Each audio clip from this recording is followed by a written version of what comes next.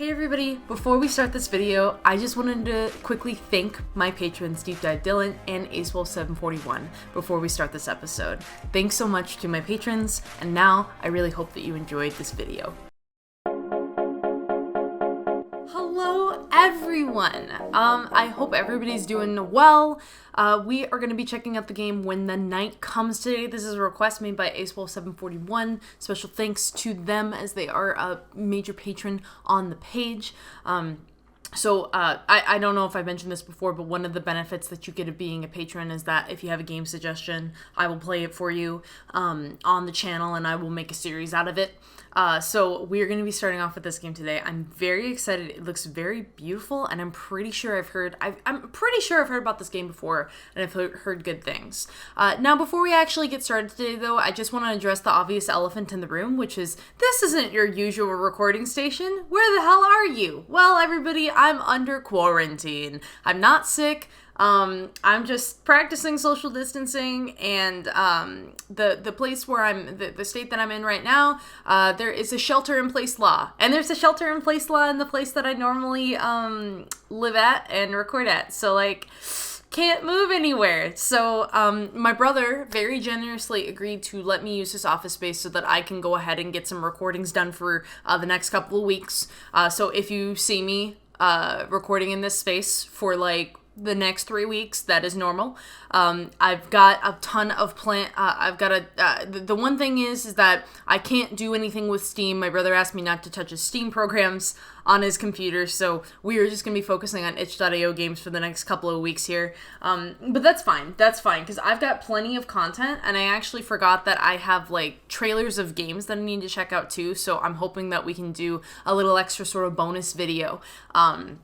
So yeah, I'm really excited to get started today, and I hope that you guys are too. Let's go ahead here and click. I had to turn down the sound right away because I know that if I don't, it'll just bother me. Excellent. Alrighty, we're gonna start, or maybe we're not gonna start. Maybe we can't. Oh, never mind. It worked. It froze a little bit. Okay. This game is rated 18 and up for the following content: descriptions of violence, dark humor, foul language, suggestive scenes, and potentially disturbing content. There will be... Okay, never mind. Tell us our first name. Well, duh, guys. You know what I'm going to say my first name is. I don't know. Is Swiggity... I feel like Swiggity Spoogity is a genderless name, right? I feel like it doesn't... I feel like it's non-binary at heart. I love this font. Look at that. That's really pretty. It looks like that they... okay. Please don't skip. Don't skip. Can I turn that off? Okay. I just want to make sure because it's kind of progressing through a little fast. I can't even read. Okay. You have been selected for immediate transfer and are authorized to report to the enforcement headquarters, Lunaris. Please find your travel information and mission documents enclosed. Please read and ensure... God, stop! Do I have the skip on? Stop. Turn it off. Okay, I'm all right. I was freaking out. I was like, I can't read. Okay. This information is highly classified. Upon arrival, you will report to Major General Augustus Willenheim. Respectfully, H. Dr. Scribble for an RX. Oh, I'm sorry. Alex Harrell. Why is this doing this auto skip? Whoa, this is weird. Okay, I arrive in Lunaris at dusk. I don't remember clicking any skip, guys. I've been traveling for days, and my feet are sore, my eyes tired, and all I can think about is how much I need a damn good night's sleep. I literally wasn't even touching anything, okay? Okay, I'm a hunter, and I've been called here by the Lieutenant General of Escria to lead an investigation, the matter apparently urgent. There have been a series of particularly violent murders here lately, and they can't seem to put their finger on who or what the culprit is. I was the most skilled general in the previous town I was assigned to, but I eagerly welcome the change of scenery. Do you? This place looks a little bit purpley. Okay. Even if it does involve murder. Though as I sink further into the town, the feeling of dread that's washing over me is making me wonder if I made the right choice. Yeah, I don't know. The fog everywhere, the purple, the fact that things, they're boarded up. I don't know, man. Maybe you made the wrong choice here. As if I even really had one at all. I wander aimlessly through the narrow streets, unable to focus on much else other than the thought of a warm meal and a comfy bed. The only thing that distracts me from such thoughts is the way the sky begins to turn an inky, infinite black. Wisps of mist swirl around my ankles, seeping out from every crack and crevice. See, okay, I'm already gonna say, like, I like this writing. This is very visually, like, this is very... Remember what I said about Idol last time, guys, and how, like, Idol kind of, and other visual novels, not just exclusive to Idol, but, like, it goes into this space where it just kind of talks about things rather than show, and, like, it's long-winded sentences and paragraphs before you can actually get to the next part of dialogue. And here, this is very concise and strong language, right off the bat. Very creative word choice, so I really like that. I turn a sharp corner and see people running, scooping up small children, scrambling to get inside. The sound of doors slamming and locking echoes off of the crooked stonework. Curtains are drawn, windows closed, and then darkness. Oh, did they get hit with the corona too? I'm sorry. As someone whose parents are in quarantine, I shouldn't be making these jokes. Although the stars are shining brightly at a glance, and the crescent moon hangs low, neither offer much light. It's unsettling, to say the least. A chill rolls down my spine, and I walk faster, sore feet continuing their protest. The instincts that have been a part of me since my initiation to the order kick in, and I have a feeling deep in the pit of my stomach that I need to get inside, and fast. I spot a mage light lantern as I head further down the street. The dull blue flame flickers invitingly in the darkness, drawing me in. Oh my god, wait, did they adjust the blue light on the... That is cool. Okay, that is very Cash Money. I push the weathered wooden door open, and the light tinkle of a bell announces my presence. It's empty, only very dimly lit by a few worn-down candles. The walls are lined with curious trinkets, jars of strange-looking ingredients and potions, and an apparently endless collection of dusty old books. It smells faintly of incense, and a little of that... Is that ozone? As in the ozone layer? Yes, like the way the air smells just before a storm. Wait, what? That's called ozone? Are you making that up? Like lightning. I hear footsteps and turn to find their owner, and I'm taken aback by the figure that appears from behind a pair of well-placed curtains. Why are you hiding behind the curtain, sexy? Oh, look at you. Look at you. You're beautiful. Look at those look at the curls. Can we just take a moment to appreciate the curls in this man's hair and the texture of his hair? Can we just take a moment to appreciate that? That strong nose, those lovely lips, like this is doing it for me, guys. This is doing it for me. This is bisexual culture right here. I was just closing up, but can I help you? Wide eyes burn into me, brighter than the clearest of emeralds. His eyes are blue, not green. Okay, his aura is distinctly magical, and I'm very aware that I'm looking at a witch, a powerful one at that. I'm sorry to interrupt, but I appear to be a little lost. I'm looking for the tavern. His gaze falls to my weapons, my sash, his cheeks darkening as realization apparently sets in. Oh, are you the new hunter? I smile, delighted by his surprised expression. Is it that obvious? He returns my smile, and I can't help but feel welcome, strangely at home. It is lovely to meet you. The town has been alight with gossip about you this week. Oh, my name is Ezra, by the way. I'm Swiggity. It's nice to meet you, Ezra. Swiggity. Well, Swiggity, did anyone happen to tell you not to wander the streets when darkness falls? As capable a hunter as I'm sure you are, it's not advised, especially these days. I shake my head, still a little out of sorts from the long journey. Then, much to my embarrassment, my stomach decides to grumble loudly, causing Ezra to throw me a curious look. How rude of me! You must be starving. Take a seat in the back room, and I'll quickly fix something up. You really don't have to do that. I'd better be on my way. You'll do no such thing. It's too dangerous out there. Please, I insist. It's no trouble, really. I can hardly refuse when he's looking at me like that. I nod and follow him as he parts the curtains from which he appeared, revealing a cozy living space. Look at the tea set! I'm sorry. There's a small kitchenette with a crooked dining table, and nestled in the corner is a tattered but comfy-looking sofa. Ezra fills an old steel kettle and pops it on the stove, igniting the stubborn burner before he turns and offers me a smile. I'm just gonna pop upstairs and get you some blankets. I really do insist that you stay until morning. You must be exhausted, and the tavern is across town. I'd hate to send you out into the darkness knowing... He pauses, stopping himself. Just wait here, and please make yourself comfortable. I love how he's a self-portrait of himself, like, on the, like, this man knows he's beautiful, and he, like, flaunts that shit, you know what I'm saying? I can think of nothing worse than even walking across the street right now, let alone across town. Thank you, Ezra. He disappears up a narrow staircase, and my curiosity instantly gets the better of me as I start to have a look around. A solitary candle burns upon the countertop, colorful, magical little lights hanging from various picture frames and shelves, as well as an abundance of luscious green plants. It's utterly enchanting, just like its owner. The shop is obviously well loved, with generous amounts of personal belongings and keepsakes littering every possible nook. I eye a tiny dish that's overflowing with brightly colored jewelry, and beside it sits a pile of crumpled parchment.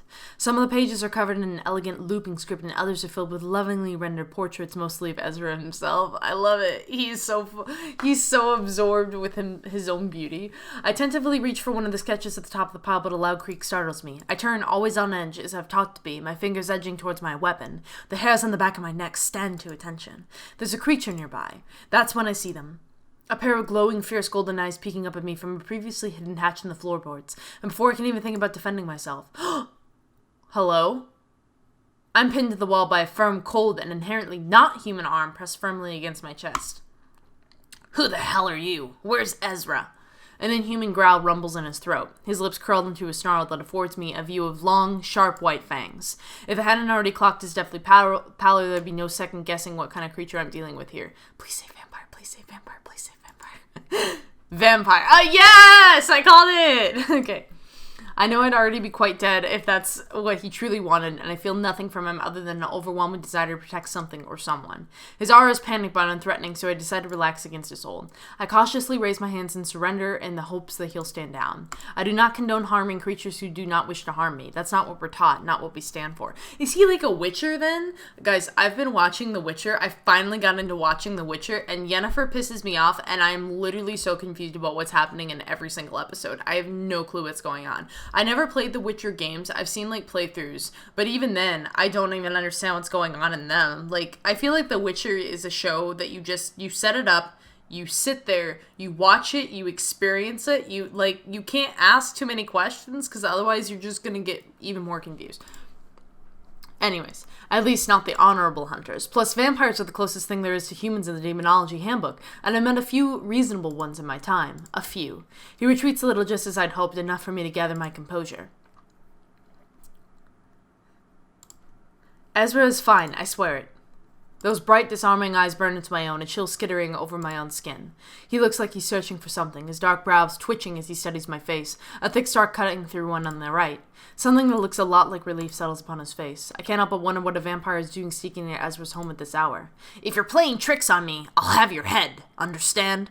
I nod once, my hand still raised where he can see. I mean him no harm. I'm not lying, he's safe, he's upstairs. I tip my chin towards the staircase in the hopes that he'll use his head and seek Ezra out with those impressive vampire senses of his. He takes a step back, but he still doesn't seem to trust me, if the way he's looking at me is anything to go by. The sound of the kettle whistling as it comes to a boil distracts him and he visibly relaxes. His gaze quickly darts to the staircase and then back to me. He steps back, and the candle light illuminating his angular face, all sharp lines and hair as black as the night. He's otherworldly, obviously attractive in that tall, dark, dead way, and his left arm is missing from the shoulder down. Wait, what? Oh, this is not his real arm. I thought he just, had a set of tats. An advanced-looking prosthetic flowing with what appears to be incredibly advanced magic. He catches me looking at it and quirks that scarred eyebrow. Like what you see? Sorry, it's not for sale. Ezra appears from upstairs, his eyes wide as he surveys the sight before him. Finnegan, what are you doing here? They meet each other halfway, the vampire reaching out for him. Iron fingers tenderly curl around Ezra's forearm, his prosthetic glowing brightly as if responding to the touch, to Ezra. I feel a little like I'm intruding by watching this exchange. Oh, you know what, guys? This is an interesting point about this game. So if we kind of look at the description on itch.io, I'm not going to show it to you, right now. But I think that this is one of the I think that there are polyamorous routes that you can take in this game. Let me see. Where the hell is it? Okay, yes. So there's 6 individual romance routes. There's 2 polyamorous romance routes. No gender restrictive romances, and yeah, and I think you can play this game, you can play without romancing anyone, or you can play a romance comfortably with no obligation to partake in sexual scenes. This is a very flexible and interesting visual novel, and that there's a lot of different ways that you can sort of play it.